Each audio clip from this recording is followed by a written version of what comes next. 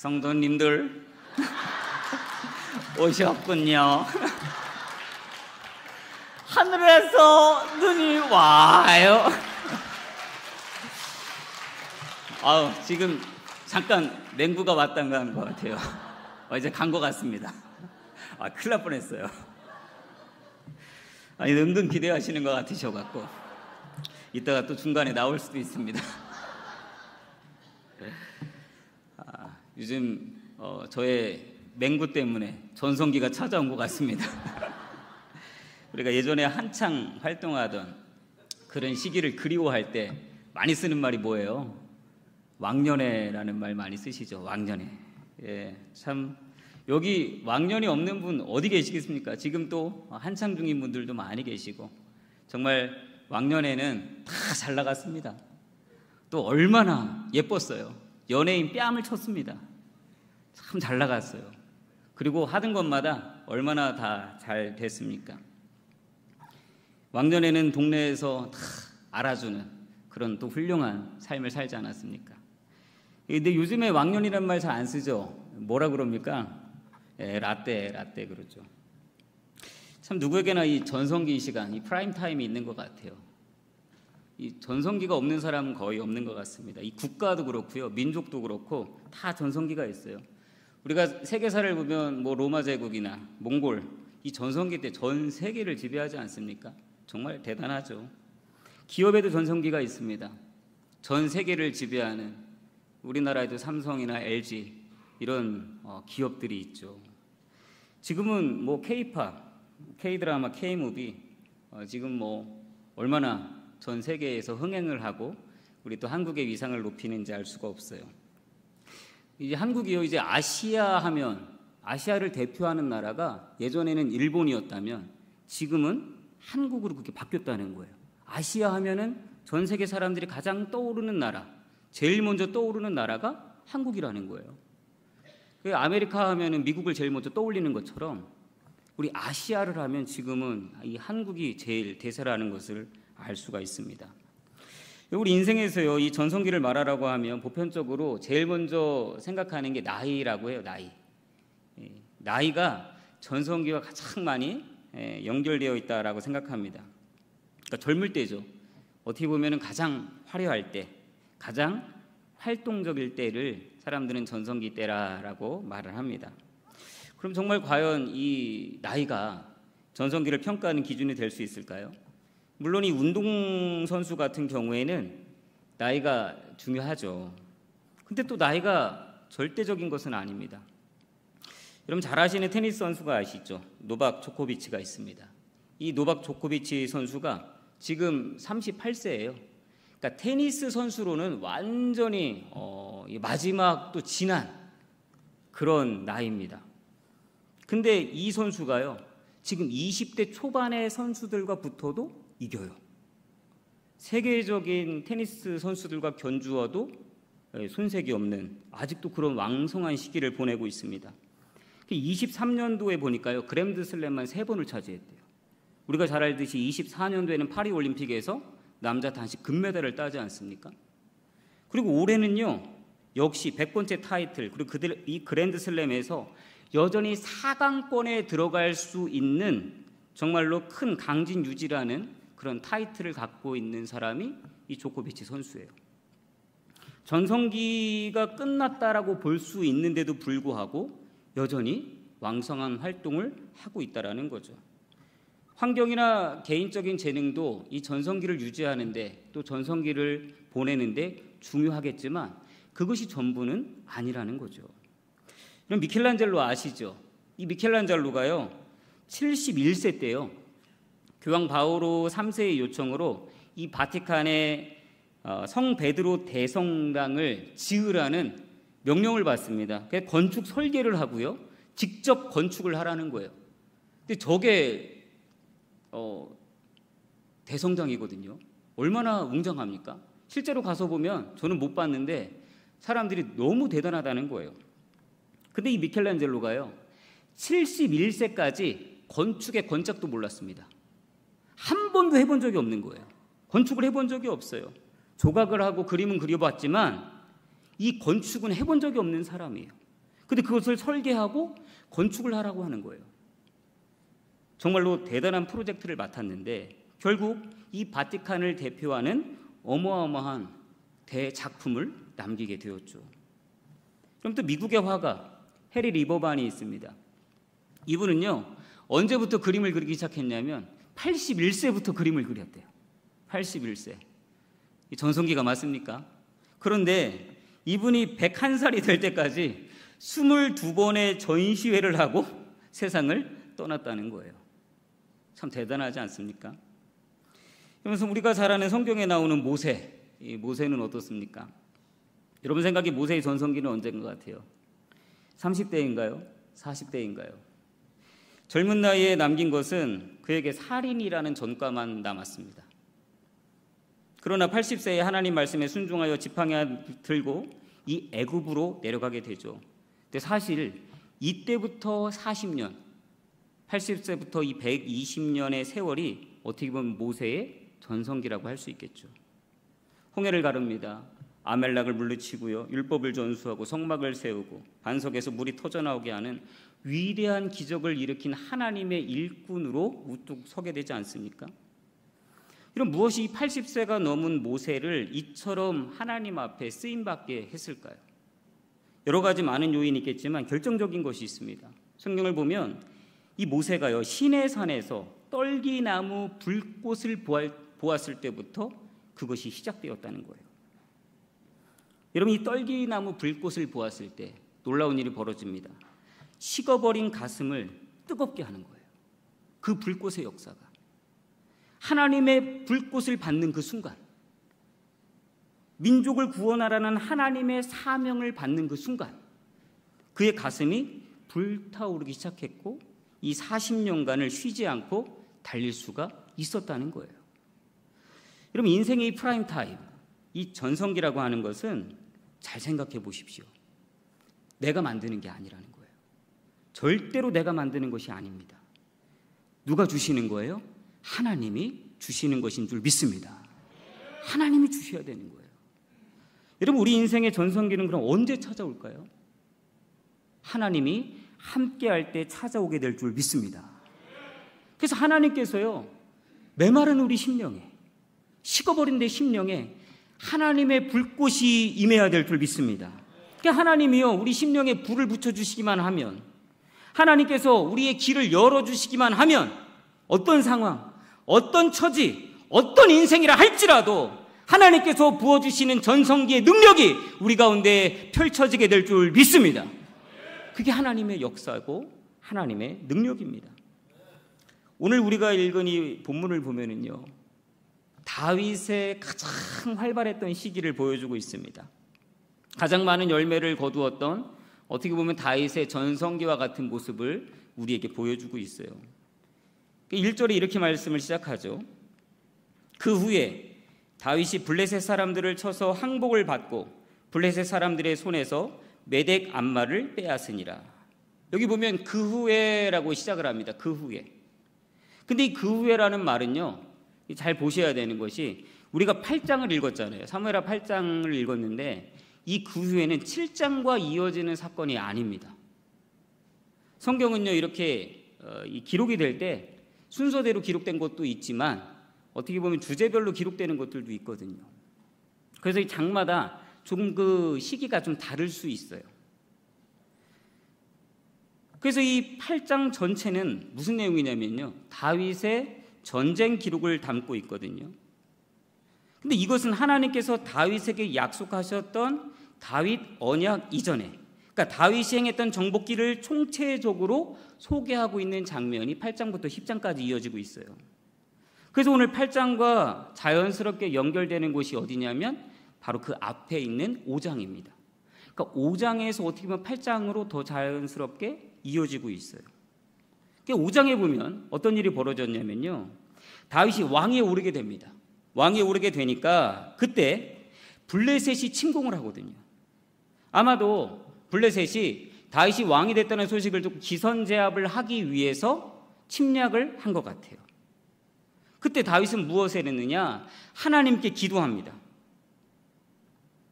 하나님께서 기도하고 하나님의 응답이 임한 후에 군사를 데리고 나갔는데 놀라운 일이 벌어져요. 이 블레셋 군사들이요 그냥 흩어져 버렸다는 거예요. 완전히 산산조각 나고 박살을 냈다는 거죠. 근데 또 두 번째, 이 블레셋 군대가 정신을 못 차리고 르바임 글자기를 가득 메울 정도로 엄청나게 많은 군사를 끌고 와서 또 침공을 해옵니다. 이번에도 다윗이 또 기도하죠. 그때 군사들은 뽕나무 위로 올라가서 그들을 멸하고 심지어 게셀까지 내려갔다고 했어요. 거기가 어디냐면 경계 지역입니다. 블레셋과 이스라엘의 경계 지역, 거기까지 쫓아갔다는 거예요. 그리고 나서 이어지는 말씀이 오늘 8장 1절 그 후에라는 거예요. 그러니까 다윗이 이 기세를 몰아서 블레셋 사람들의 손에서 오늘 본문에 뭐라고 하느냐, 메덱 암마를 빼앗았다라고 말하거든요. 메덱 암마. 이 메덱 암마가 뜻이 뭐냐면 어머니의 굴레라는 뜻이에요. 어머니의 굴레. 그러니까 어떤 지명을 말하는 것이 아니라 그러니까 이런 거예요. 한 도시를 중심으로 펼쳐지는 작은 위성 도시들이 있잖아요. 그것을 말하는 겁니다. 그러니까 모든 작은 도시를 총체적으로 말하는 거예요. 그러니까 이런 말입니다. 다윗이 블레셋의 어머니 도성인 가드를 점령했고 주변의 네 도시 가사, 아스돗, 아스글론, 에글론까지, 다시 말해서 블레셋을 완전히 굴복시키고 정복했다라는 말이에요. 그냥 블레셋의 뭐 하나를 뺏어온 게 아니라 다윗이 블레셋 전체를 다 점령했다, 그 얘기거든요. 그리고 2절에 보면 이렇게 얘기합니다. 이번에는 다윗이 모압을 쳤다고 기록합니다. 모압은 요단강 너머에 있는 땅입니다. 근데 이렇게 말하죠. 다윗이 또 모압을 쳐서 그들로 땅에 엎드리게 하고 줄로 재어 그 2줄 길이의 사람은 죽이고 1줄 길이의 사람은 살리니 모압 사람들이 다윗의 종들이 되어 조공을 드립니다. 그러니까 2줄 길이 사람은 다 죽였대요. 키 큰 게 유리한 건 아닌 것 같습니다. 그러니까 이런 거예요. 진창현, 왕주원, 김영대는 죽고 임도현은 살았다. 농담을 한 얘기고요. 그게 아니고 2줄 길이는 뭐냐면 3분의 2는 죽었다는 얘기입니다. 근데 이걸 가끔 읽으실 때 키 큰 사람은 죽나 보다 그렇게 하는데 그게 아니라 2줄 길이, 그러니까 3분의 2는 죽었다는 거예요. 그리고 3분의 1은 살렸다는 겁니다. 그리고 그들을 종으로 삼았다, 이런 말이에요. 3, 4절을 보면요, 소바왕 하닷 에셀을 쳤습니다. 이 소바는 북쪽에 있는 아람 국가거든요. 아람 국가. 그러니까 북쪽, 지금은 이제 요단 동편에 있는 모압을 쳤고요. 그 다음에 그 위에 북쪽, 거기에 있는 이 소바왕 하닷 에셀, 이 아람 국가를 쳤습니다. 이때요, 수천의 마병과 보병을 사로잡았고 5절과 7절을 이어서 보면은 그를 돕기 위해 몰려온 아람 사람들까지 다 쳐버렸습니다. 그리고 심지어 그들이 전쟁을 위해 가져왔던 그 전리품들까지 다 모조리 빼앗아서 예루살렘으로 가져왔다, 이렇게 기록해요. 그 9절에는요 더 기가 막힌 일이 벌어요. 이것을 다 지켜본 사람이 있습니다. 누구냐면 하맛왕 도입니다. 이 하맛왕 도이는요 이것을 지켜보니까 야, 안 되겠다, 다윗한테 까불면 큰일 나겠다. 그래서 자기 아들을 아예 다윗에게 보냅니다. 그리고 조공을 바치면서 항복을 선언해요. 그러니까 다윗은요 이기는 전쟁마다 다 이기는 거예요. 연전연승이야. 패간 적이 한 번도 없습니다. 계속 이깁니다. 근데 여기서 끝나지 않아요. 13절, 오늘 우리가 읽은 말씀인데요, 다윗이요 소금 골짜기에서 에돔 사람 몇 명을 죽였대요? 18,000명을 쳐 죽이고 돌아와서 뭘 떨쳤습니까? 명성을 떨치니라. 이 소금 골짜기라는 것은요 사해 남쪽, 자 이제 북쪽입니다. 동쪽을 치고요, 북쪽을 치고 그 다음에 아래쪽, 남쪽까지. 그리고 이 에돔 사람 18,000명을 쳐 죽이고 그 지역에 수비대를 세웠다는 거예요. 그게 뭔 말이냐면 요새를 세웠다는 거예요. 다시 말해서 그 지역을 속국으로 삼았다는 겁니다. 그 다윗의 명성이 엄청나게 모든 나라에 펼쳐지게 된 거죠. 이 말씀은요 창세기 27장하고도 이어지는데요, 이때 이삭이 예언한 장차 에돔이 이스라엘을 섬기게 될 것이라는 하나님의 말씀이 성취된 사건으로 보고 있습니다. 하나님의 말씀은 반드시 이루어질 줄 믿습니다. 그대로 되는 거예요. 그 결과 다윗의 명성이 떨쳐지죠. 이것은요 다윗이 어떤 군인으로서의 명성을 말하는 게 아니에요. 이젠 다윗이 이스라엘의 왕이 되고 지도자로서, 통치자로서의 명성이 전 세계에 펼쳐지게 되었다는 거예요. 다윗의 전성기라는 거죠. 모든 전쟁마다 다 이겨요. 원하는 지경은 다 정복합니다. 모든 전리품들은요 다 취해서 예루살렘으로 다 옮겨왔어요. 여러분, 이와 같이 승승장구하는 삶의 원인이 어디 있습니까? 다윗이 젊어서요? 나이 때문입니까? 혹은 다윗이 가지고 있는 전술 능력이나 용맹함, 담대함 때문일까요? 물론 그런 것들도 어느 정도 있겠죠. 그러나 그것이 전부는 아닙니다. 그것만으로 전쟁마다 이길 수는 없어요. 근본 해답이 14절에 있습니다. 우리 14절 말씀 같이 읽어보겠습니다. 시작. 다윗이 에돔에 수비대를 두되 온 에돔에 수비대를 두니 에돔 사람이 다 다윗의 종이 되니라. 여기서부터 중요합니다. 다윗이 어디로 가든지 여호와께서 이기게 하셨더라. 아멘. 근본 해답이 뭐예요? 하나님이 이기게 하셨더라는 거예요. 다시 말하면 누가 함께 하셨다는 거예요? 하나님이 함께 동행하셨다라는 말이죠. 여러분, 어디로 가든지 하나님이 동행하시기만 하면, 우리가 어디로 가든지 하나님이 우리 앞길을 열어주시기만 하면, 우리가 어디로 가든지 하나님이 축복하시기만 하면 오늘 우리에게 하나님이 주시는 축복과 전성기의 삶이 회복될 줄 믿습니다. 그게 하나님의 역사예요. 어디를 가든지 무엇을 하든지 누가 함께 하셔야 돼요? 하나님이 함께 하셔야 돼요. 할렐루야! 우리가 그것을 구하는 것이 믿음입니다. 여러분, 우리에게 주어진 환경 좋을 수도 있고 나쁠 수도 있습니다. 우리의 나이 젊을 수도 있고 나이가 들 수도 있습니다. 우리의 건강 여러분 좋을 수도 있고 연약할 수도 있어요. 우리에게 주어진 조건이나 환경 여러분 이거 일정한 게 아닙니다. 항상 변화적인 거예요. 그러나 여러분과 제가 하나님을 만나고 하나님께서 부어주시는 성령의 불꽃이 우리 가슴에 임하는 순간, 하나님의 말씀을 우리 가슴에 담는 순간, 우리가 어디로 가든지 하나님께서 임하시는 진정한 복이 우리에게 능력으로 주어지게 될 줄 믿습니다. 여러분, 그때 길이 열려지는 거예요. 길이 열려집니다. 그러면 하나님이 주시는 이 전성기의 삶, 진짜 축복의 삶은 언제 우리에게 찾아옵니까? 첫째는요, 기도할 때 전성기가 찾아와요. 한번 따라해 볼까요? 기도할 때 전성기가 찾아옵니다. 한번 옆 사람하고 인사합시다. 기도합시다. 기도합시다. 그럼 기도하셔야 돼요. 할렐루야. 기도해야 돼요. 기도한다는 건 뭐냐? 내 인생을 내가 주도하지 않는다는 거예요. 기도한다는 것은 뭐냐? 하나님께 내 인생을 맡기겠다는 거예요. 그게 믿음 아닙니까? 기도해야 된다는 거예요. 기도할 때 하나님의 능력이 임하고 하나님의 축복이 임하게 되는 거예요. 우리가 읽진 않았지만 사무엘하 5장 19절 말씀에 이렇게 말씀해요. 다윗이 여호와께 여쭈어 이르되 내가 블레셋 사람들에게로 올라가리이까 여호와께서 그들을 내 손에 넘기시겠나이까 하니 여호와께서 다윗에게 말씀하시되 올라가라 내가 반드시 블레셋 사람을 내 손에 넘기리라 하신지라. 할렐루야. 다윗은 뭐 했습니까? 어려움이 찾아올 때, 고난이 찾아올 때 기도한다는 거예요. 하나님께 여쭤보는 거 아닙니까? 하나님 올라갈까요? 하나님 어떻게 할까요? 하나님 내가 무엇을 할까요? 그때 하나님 뭐라고 하십니까? 올라가라 말씀하시잖아요. 그 다음에 행동으로 옮기는 거예요. 어떤 분들은 보면 기도는 해요. 하나님 응답이 없는데 그냥 해. 그러면 안 됩니다.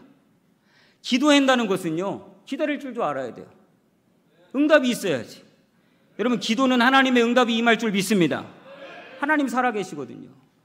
하나님 우리에게도 응답하시는 하나님이신 줄 믿으시기 바랍니다. 기도하면 반드시 응답됩니다. 기도하면 기다려야 돼요. 다윗은요, 기도하고 하나님의 응답을 기다렸어요. 하나님이 올라가라. 여러분, 이것이요, 지금까지 다윗이 성경에서 우리에게 보여준 다윗이 살아왔던 삶의 패턴이에요. 어떤 일을 만날 때, 앞길이 막힐 때, 고난이 찾아올 때, 내가 해결할 능력이 없을 때 다윗은 항상 하나님께 먼저 기도합니다. 여러분, 무슨 일을 하든지 다윗은 혼자 결정하는 법이 없었어요. 항상 기도로 하나님께 여쭤봐요. 그리고 주님이 인도하신 길을 따라 행하면 누가 길을 열어주세요? 하나님 열어주시는 거예요. 우리 인생이 언제 열립니까? 기도할 때 열려요. 기도하면 하나님이 일하실 줄 믿습니다. 여러분, 신방을 다니면요, 기도 제목을 많이 얘기하십니다. 너무 좋죠. 너무 좋아요. 기도해드립니다. 근데 더 중요한 것이 있어요. 기도 제목을 말하는 본인이 기도해야 돼요, 말아야 돼요? 기도해야 됩니다. 권면합니다. 집사님, 이제 기도하러 나오세요. 그럼 전 시간이 없어서요. 그러면 안 돼요. 기도 제목을 나누면 함께 기도해야 되는 거예요. 할렐루야! 함께 기도해야 돼요. 내가 좀 힘들고 어려워도 같이 기도해야 되는 거예요. 기도하면 하나님이 다 열어주시고 응답해 주시고 어렵게 우리가 어려움 가운데 살아가는 그 세상 속에서도 하나님의 축복의 문이 열리게 될 줄 믿습니다. 여러분, D.L. 무디가 이런 말을 했어요. 우리가 무릎을 꿇고 기도할 때 영적 전성기가 찾아온다. 모든 부흥이라고 하는 것은 축적한 기도의 응답일 뿐이다. 할렐루야. 오늘부터요 다 기도 통장 만드세요. 기도 통장 다 만드셔갖고 세상에 적금만 들지 마시고 하나님 앞에 기도 통장 하나씩 오늘 개설하셔가지고 많이 쌓으시기 바랍니다. 그러면 그 통장이 쌓여서 하나님의 축복과 능력으로 우리 길이 열리게 될 줄 믿습니다. 우리 자녀들의 앞날이 열리게 될 줄 믿습니다. 전성기가 찾아오는 거예요. 여러분, 기도가 모든 전성기를 가져오는 원동력입니다. 그 기도가 얼마나 중요합니까? 여러분, 기도하게 되면은요 불 꺼진 교회에 성령의 불 붙기 시작합니다. 기도하면요 침체가 끊어지게 될 줄 믿습니다. 다시 생기를 얻는 거예요. 다시 살아나는 거예요. 여러분, 초대교회 한번 보세요. 초대교회. 여러분, 그들은요 이 초대교회 성도들 기도에 관해서 공부했습니까? 안 했어요. 그럼 기도에 관한 세미나를 연 적이 있습니까? 세미나를 연 적도 없어요. 그저 뭐 했어요? 기도했어요. 하나님 앞에 기도하는 거예요. 그들은요 질병에 관해 토론한 적이 없습니다. 자녀의 미래에 대해서 걱정하지도 않습니다. 그러나 기도할 때 질병을 추방할 수 있었고, 기도할 때 말씀으로 나아갈 때 그들의 자녀의 앞날이 열려지게 된 줄 믿습니다. 이게 기도의 능력이에요. 기도의 능력. 기도를 아는 게 아닙니다. 기도를 머리로 아는 게 아니라 오늘 우리가 기도를 하나님께 드려야 될 줄 믿습니다. 기도하면 살아나는 거예요. 기도하면 질병이 떠나가게 될 줄 믿습니다. 여러분, 기도하잖아요. 식었던 우리 마음의 열정이 다시 회복되고 다시 우리 인생 가운데 찬란한 꽃이 피게 될 줄 믿습니다. 여러분, 우리 자녀 기도해야 됩니다. 할렐루야. 지금 여름성경학교 여름 수련회 계속 진행 중입니다.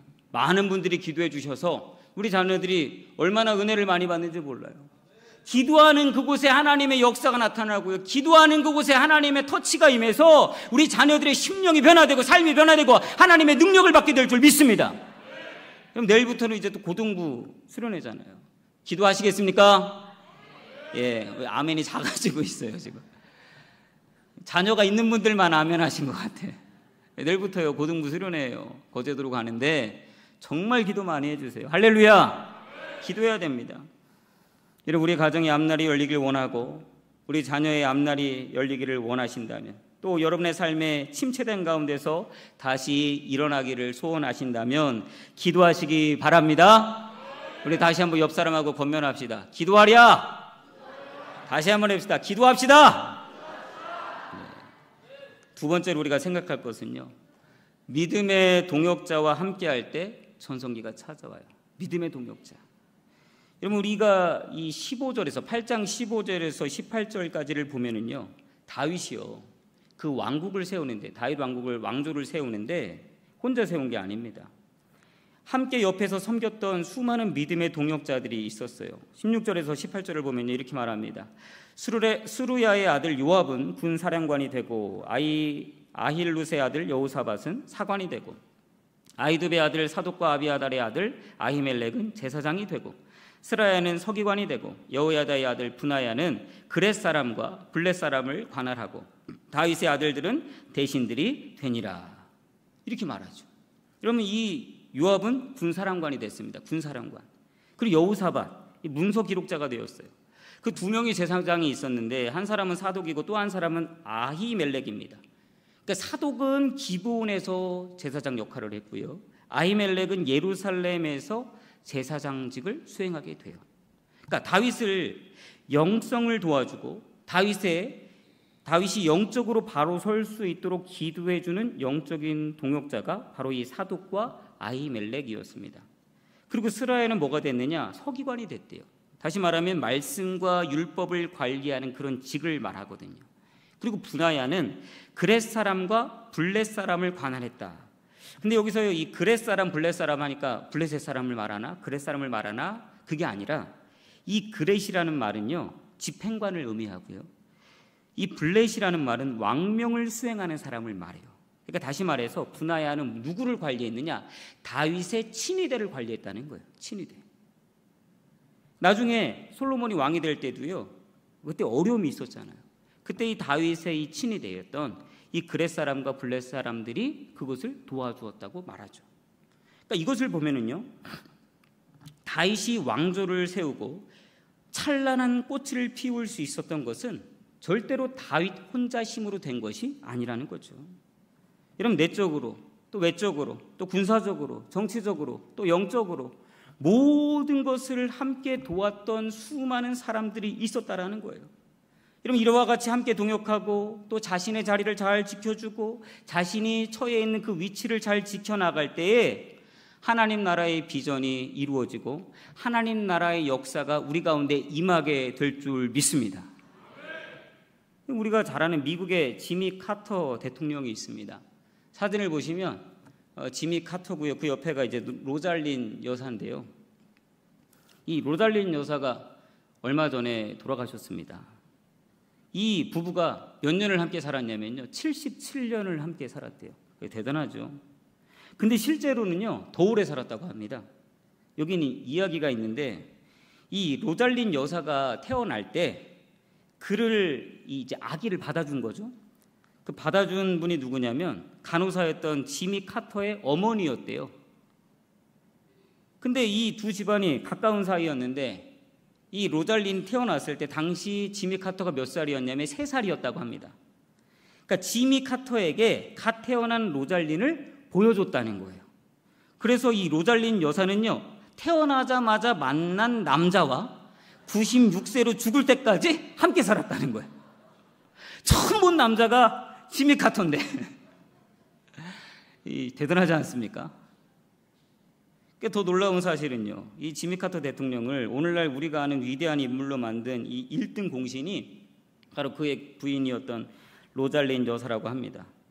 이 로잘린이 얼마나 정치적 해안이 뛰어났는지 모른다고 해요. 또 국제정세에 날카로웠고 심지어 이 로잘린에게 별명이 있었는데 철목련이다라고 불렀대요. 철목련. 그만큼 냉철하고 판단력이 뛰어났다는 거예요. 그래서 이 지미 카터를 성공한 남편으로 또 성공한 정치가로 대통령으로 이끌어줄 수 있었다는 거예요. 모든 성공한 남편들 곁에는요, 훌륭한 아내가 있다고 합니다. 물론 제 옆에도 우리 김수연 씨가 있습니다. 한 사람 있어요. 아멘 나왔습니다. 저만 잘하면 되는데, 여러분, 그래서 만남이 중요한 겁니다. 만남이 중요해요. 우리 인생에서 누가 누구를 만나느냐에 따라서 그 삶이 달라지거든요. 여러분, 일생 가운데서 좋은 동역자를 만난다는 것 얼마나 큰 복인 줄 모릅니다. 담임 목사님께서 늘 고백하시잖아요. 우리 금천교회 오셔갖고 좋은 원로 목사님 만나고 좋은 장로님들을 만나고 좋은 집사님, 권사님, 성도님들을 만난 것이 너무나도 큰 축복이라고 말씀하시지 않습니까? 그럼 좋은 동역자를 만난다는 것 얼마나 큰 은혜이고 큰 축복인지 몰라요.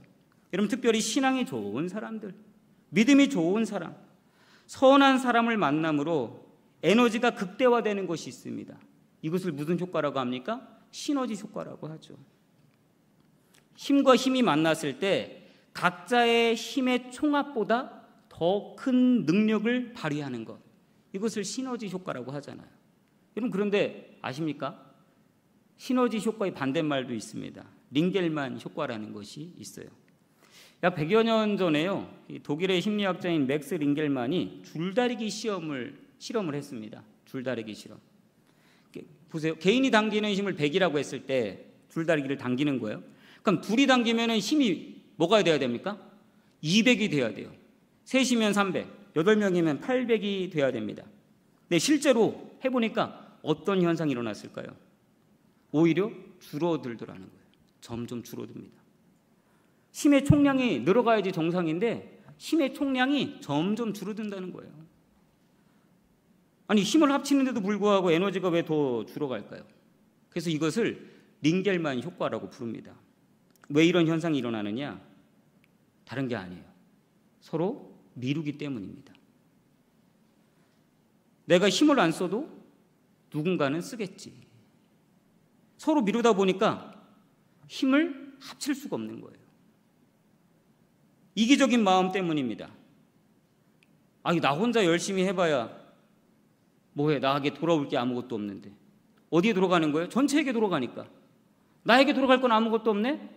그러니까 힘을 안 쓰는 거예요. 만약에 나 개인을 위한 줄다리기라면 아마 젖먹던 힘까지 다 쏟아내겠지만 야 이거 이겨봐야 나에게 돌아올 게 없다. 그러니까 전심을 다하지 않고 대충 하게 되더라는 거예요. 여러분 만약에 축구나 야구 같은 팀에서 이런 정신 상태로 그 스포츠에 참여한다고 해보세요. 아마 우승에 기여할 수 없을 겁니다. 반대로 시너지 효과를 내는 팀은 전혀 다르죠. 내가 힘을 안 쓰게 되면 내 동료가 더 힘을 써야 되는 거예요. 내가 더 안 뛰게 되면 내 동료가 옆에 있는 사람이 더 나보다 더 뛰어야 되는 거예요. 그러니까 내가 더 열심히 뛰어야지. 내가 더 잘해야지. 내가 내 역할을 못하게 되면 다른 사람이 더 힘이 드니까 내가 더 잘해야지. 그렇게 서로가 서로를 위해서 힘을 내는 것이 시너지 효과입니다. 우리 교회도 마찬가지예요. 우리 신앙생활도 마찬가지입니다. 우리 가정도 마찬가지예요. 내가 좀 더 편하면 다른 누군가가 희생을 해야 돼요. 내가 나의 위치를 지켜주지 않으면 누군가가 그 자리를 대신해야 되는 거예요. 그럼에도 불구하고 나만 편하면 됐지. 나만 안전하게 살면 됐지. 다른 사람의 아픔이나 피로를 외면한 채 나의 것만 챙겨 살아간다면 여러분 이것은 결코 성숙한 신앙이라고 말할 수가 없을 겁니다. 바울은 로마서 12장 4절에서 5절 이런 말씀을 했어요. 한번 같이 읽어볼까요? 시작.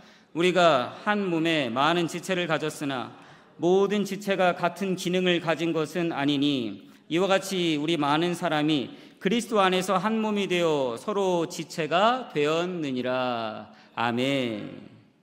서로 지체가 되었다는 거예요.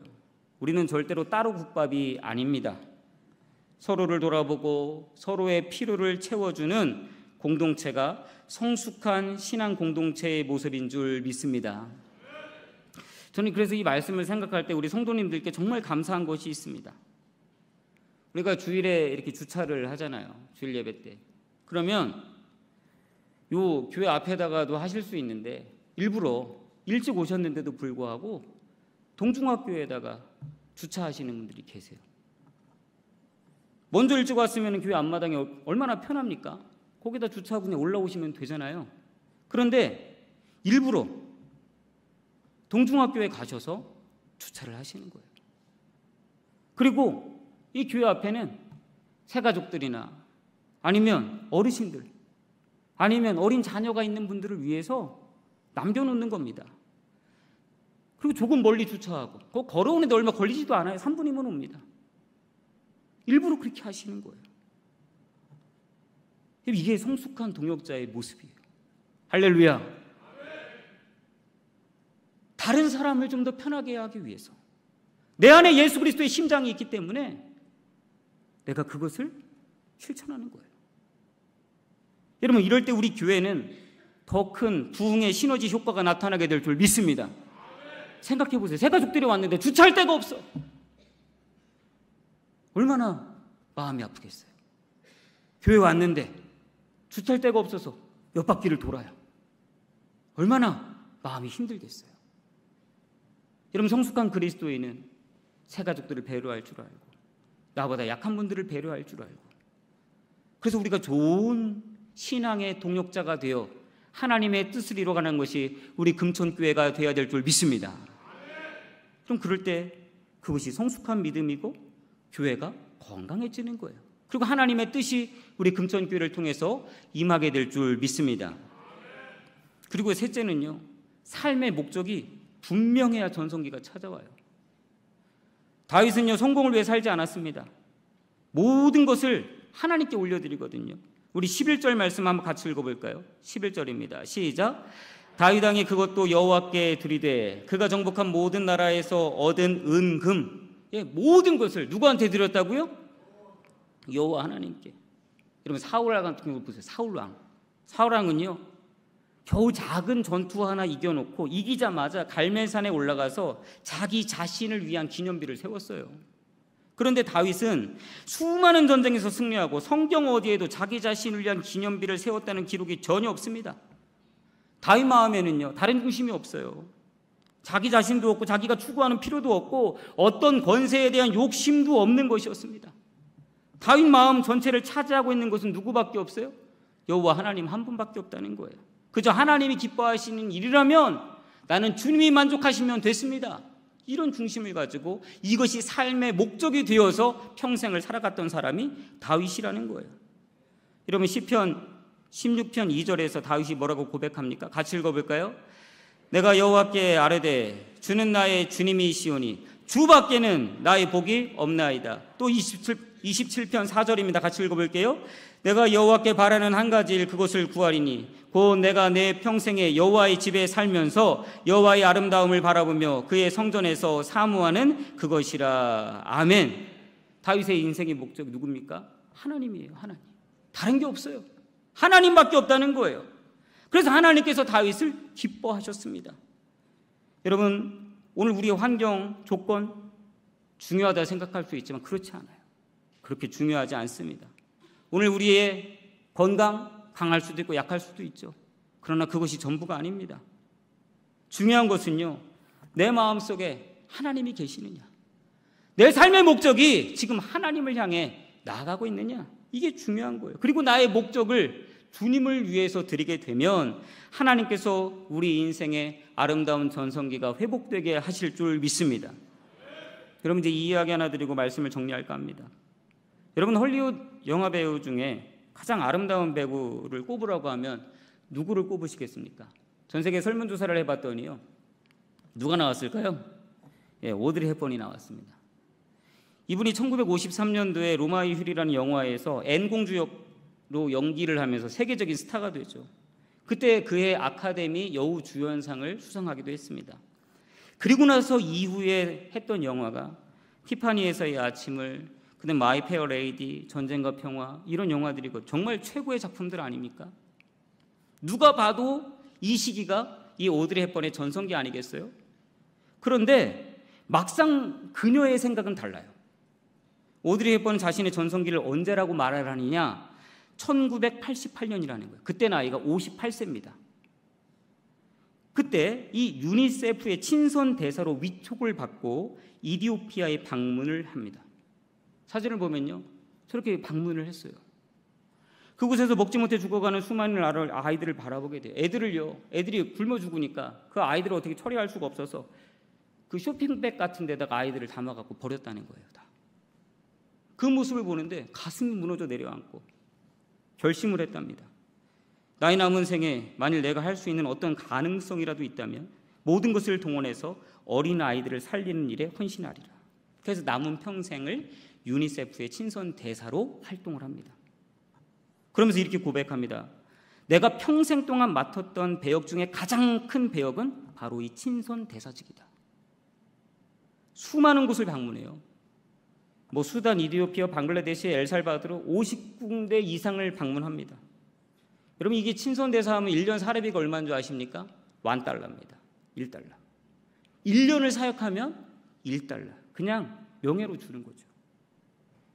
근데 외지를 다니면서 척박한 곳에서 잠자면서 불편한 생활을 하다 보니까 그런 생활 때문인지 1992년 9월에 직장암에 걸리게 돼요. 그 통증 때문에 진통제를 맞아가면서 그 해에도 소말리아를 방문하게 됩니다. 마지막까지 구호사역을 하는데요. 배우 시절에도 인터뷰 잘 안 했거든요. 그런데 이 친선 대사를 하면서 인터뷰를 하는 거예요. 암에 걸렸으면서도 15차례나 합니다. 왜냐하면 이 일을 더 알리기 위해서. 그리고 약 3개월 뒤 63세로 세상을 떠나게 돼요. 그분이 죽기 전에 1992년 성탄절에 그의 딸에게 보냈던 마지막 편지가 있습니다. 딸아, 네가 나이가 더 들면 너의 손이 두 개라는 것을 알게 될 것이다. 한 손은 너 자신을 돕는 것이고 다른 한 손은 다른 사람을 돕기 위한 것이다. 누군가를 사랑하고 누군가를 돕는 손이야말로 가장 아름답고 값진 것임을 알게 될 것이다. 여러분은 어떻습니까? 언제가 그녀의 전성기인가요? 언젠가 그녀의 전성기입니까? 세상적으로 잘 나갈 때? 아니요. 하나님은 그렇게 말씀하지 않으세요. 비록 58세 그리고 직장암으로 세상을 끝냈지만 그때가 하나님은 그녀의 전성기라고 인정해 주실 것이고 가장 아름답다 말씀하시지 않겠습니까? 여러분, 오늘 우리의 삶이 때로는 어려울 수 있어요. 되는 일이 없을 수도 있습니다. 그러나 기도하시기 바랍니다. 그리고 내가 먼저 믿음의 좋은 동역자가 되시기를 간절히 축복합니다. 그리고 우리의 삶의 목적과 방향성을 하나님께로 고정하시기 바랍니다. 그러면 우리의 전성기 누가 열어주십니까? 하나님이 열어주실 줄 믿습니다. 오늘 우리가 그 믿음 가지고 기도하시고요, 그 믿음 가지고 주님 바라보시고요, 그 믿음으로 하나님께 나아가면 하나님께서 모든 닫혀진 것 열어주시고 침체된 것 회복시켜 주시고 질병도 떠나가게 하시고 하나님의 선한 능력이 우리 가운데 임하게 될 줄 믿습니다.